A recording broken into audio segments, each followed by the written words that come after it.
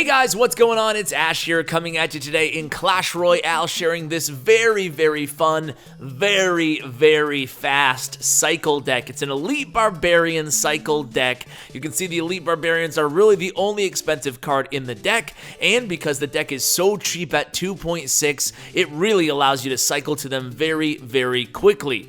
Now, this deck was given to me by Electrify, and I've been having a blast with it, and you guys, I know, love these fast cycle decks. You can see my battle log here is actually very impressive, deceptively so, because it was the beginning of the season yesterday, so I did rack up a bunch of wins against, level 11s and 12s, and also some 13s sprinkled in as well, but there's certainly a lot of underleveled as well, but I've been having a lot of success. By the way, look at these matches right over here, guys. You ever do this? You ever lose to somebody and then try out their deck and it just doesn't work out?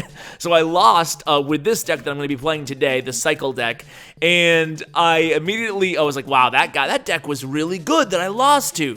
So I try it out, and then I sucked with it. So that's just a little lesson that it's not necessarily you're going to grab a deck and have immediate success with it. It does take time and practice. So we're going to go ahead and get into some live matches. I do want to play, like I said, this first replay for you guys just to get a feel. Unfortunately, all my good replays were wiped in the little maintenance update they had to fix the clan chest bug where it was only giving training arena or training camp cards out of the clan chest. So they fixed that, but they wiped my replays. So unfortunately, I had a few really nice ones that I was really excited to share with you guys. Unfortunately, I can't share those. So I'm going to share this one, and then we'll get into a live match. So first of all, I know a lot of you guys are asking, Ash, what if I don't have the log? What am I supposed to do? So the log is actually a really great part of this deck. It's great against, Barbarians, for example. It's great to push back the Royal Giant, buy yourself a little bit of extra time, and it's great to buy yourself some more time defensively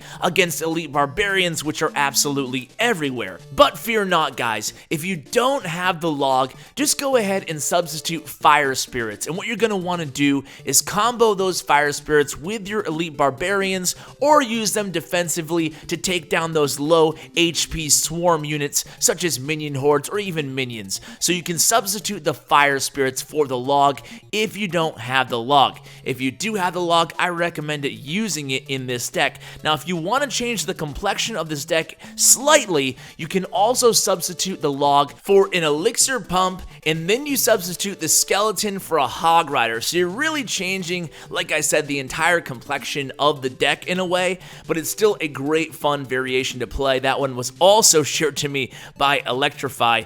And what I want to do is get a little bit into the deck, but before I do so, I do want to talk briefly about these Elite Barbarians. So you guys saw them in almost every single winning deck, every deck actually, at the Crown Duel. They're so prevalent right now in the game after they were dramatically buffed in the last balance update.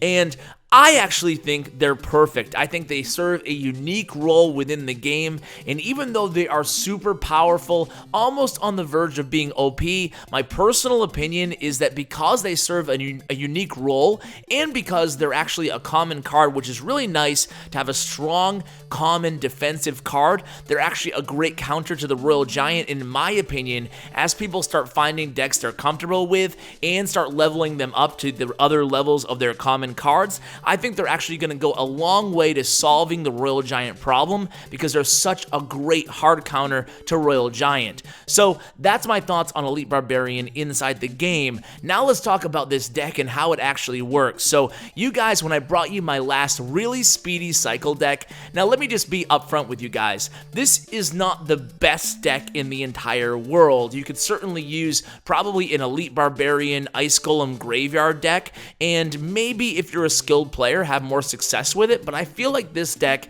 is A, a real lot of fun, and B, it's a great skill training deck. So you're going to be playing the Elite Barbarians so many times with this deck, both splitting them and just using them at the bridge, primarily probably using them at the bridge, but it's just a beautiful way to get familiar with the card and play it often, and as I said, guys, it will keep you on your toes. I mean, when you get to double elixir time in a 2.6 average elixir cost deck, you really have to keep your mind moving at all times. So now as I get into a match here, I'm going to split the archers behind my king tower to start out with, especially since he sent the mega minion down the middle. I should be able to stop him without any issues. So unfortunately, he is level 13 with probably max cards. As you can see, the miner is maxed out, but we're going to do our best here. So he committed 6 or so elixir to that push in the left there, and then he had the Inferno Tower and the guards ready. Guards also seeing a lot of action in the game right now, a lot more than they used to,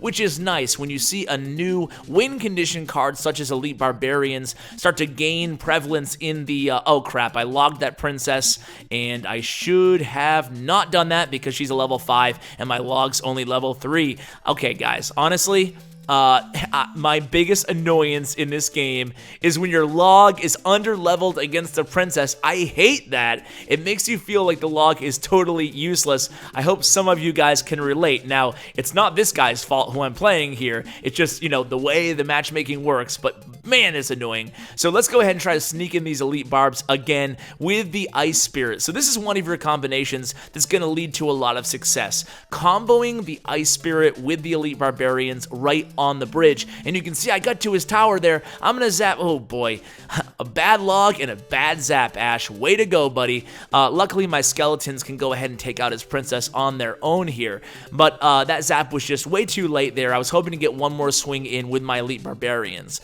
So let's talk about the 2 ways you can play the Elite Barbarians in this deck. Now, it's a fast deck, so you definitely want to have your Elite Barbarians cycled to and ready to punish the opponent when they commit to big pushes in the other lane. Now, this deck does not have, oh, a point left the match, making sure, oh boy. I don't like to actually play if my opponent left the match. Hopefully, okay, they definitely didn't leave the match there. Okay, I like to actually give the courtesy 30 seconds or so if they leave the match, wait to see if they come back, and then we'll resume play. I'm gonna have to fireball this princess here, and we'll go from there. As you can see, guys, I'm not the best at commentating and playing at the same time. Those of you who are longtime viewers probably know that 2 Inferno Tower is gonna be trouble over here on the right.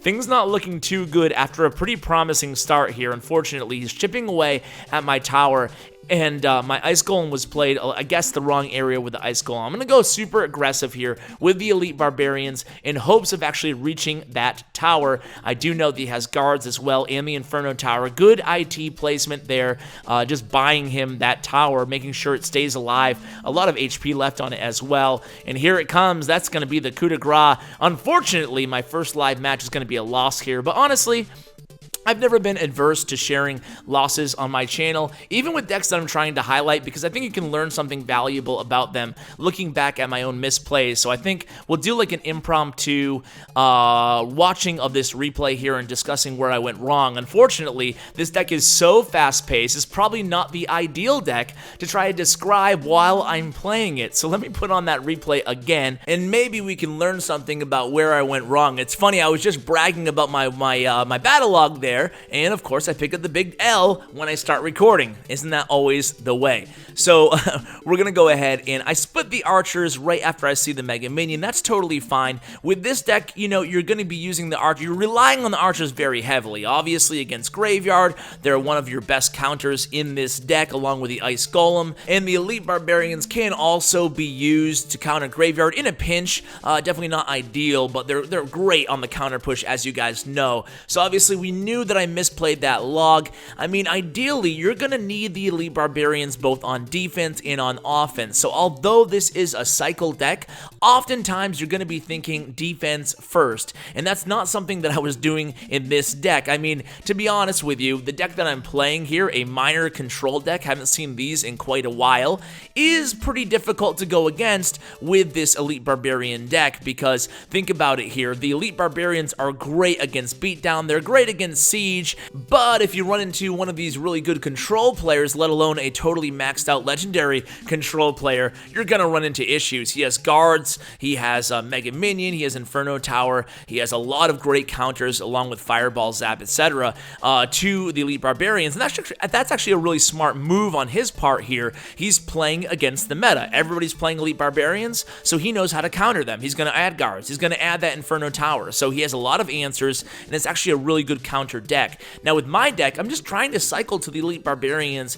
as quickly as possible, and then basically I'm just trying to create good judgment and value plays once I have them in my hand. Now, I do sometimes split them if I'm at full elixir, especially if my opponent isn't at full elixir, so I'll split them in the back, or I'll split archers first, then I'll split the Elite Barbarians, and then I'll have a good push in each lane. I can use the Ice Golem as a tank. So similar to the way you would think about splitting Three Musketeers, you can do that with the Elite Barbarians. I did talk to Electrify about his strategy when using this deck, and he said he very rarely splits them, so, you know, I would probably defer to him, but me personally, I have had success splitting them myself. So I'm in a match here, I'm full of elixir, and I don't have an obvious play, so I'm going to go ahead and try to get rid of this furnace and use a fireball. Not a tremendous value out of my fireball there, but, you know, I didn't love my starting hand. Now I think things are a little bit better for me. So he's playing a giant. I'm assuming he's playing graveyard as well, so I'm just going to kind of sit back here. I'm going to play the Ice Spirit and the archers to the right, Elite Barbarians right near my tower. I want to keep them clear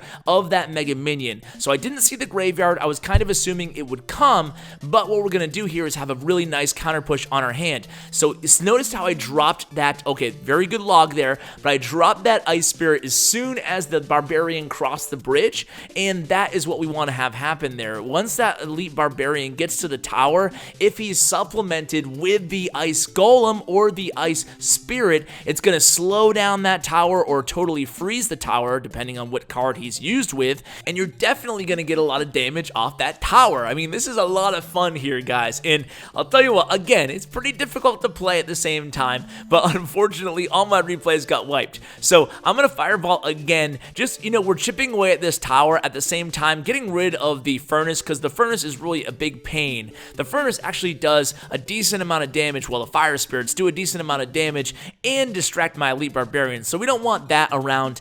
So what we're going to do is just split these skeletons back here. Those two skeletons will actually do a decent amount of damage to that giant there and distract the Mega Minion. I shouldn't have split the who splits skeletons, dude? I shouldn't have split the skeletons there. I should have just played them all in the right lane. It's just a very minor mistake there, but I played the Ice Spirit just to stall his Elite Barbarians here, and I'm going to use my archers, sacrifice one archer. Well, she actually made it, and I just don't want the Elite Barbarians. Do anything you can to stop them from getting to your tower, guys. A lot of people ask how to counter Elite Barbarians because they're everywhere now, and it obviously depends on what deck you're using, right? So I'm going to play the Elite Barbarians again. We're just going to repeat the same thing we did last time here with them skeletons to distract the Mega Minion. We're going to put the Elite Barbarians on the giant, and we're going to put the Ice Spirit here on that Mega Minion, and then archers behind. Hopefully I'll get to the tower here. I'm going to, I did the preemptive fireball there, and I probably should have waited just one extra second. I forgot about that furnace play, but it looks like we're going to be able to have him here just cycling to the fireball, and that's the beauty of this deck. It doesn't have to be